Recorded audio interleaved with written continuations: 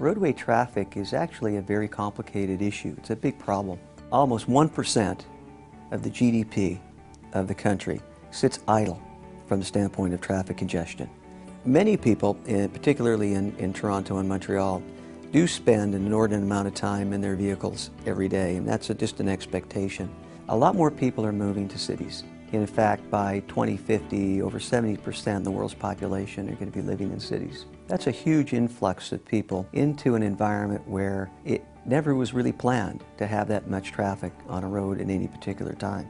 Many of the roads and bridges, etc., were built a long time ago and never really were built in accordance with where all of this traffic was going to end up. So we've ended up with a very, very critical situation of more and more traffic, more and more congestion, in and amongst the need to actually create more significant infrastructure, and we're talking trillions and trillions of dollars of infrastructure over the next 10 to 20 years. So why wouldn't you just build more roads? We found that over time, adding capacity doesn't necessarily fix the problem. You have to really understand where are these challenges, where do they occur, and they don't always occur in the same patterns in the same ways. It's all about trying to make the movement of vehicles smarter.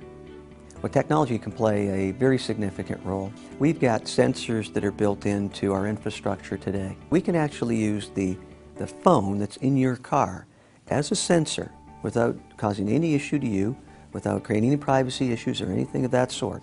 We can actually create the models of the transportation and traffic system using that technology. By doing that, we're able to then understand the patterns, we can predict the patterns, and we can help drivers understand what additional or alternate routes that they might take. We've seen that there's a lot more information technology being put in cars so that you can interact with the system in a hands-free way.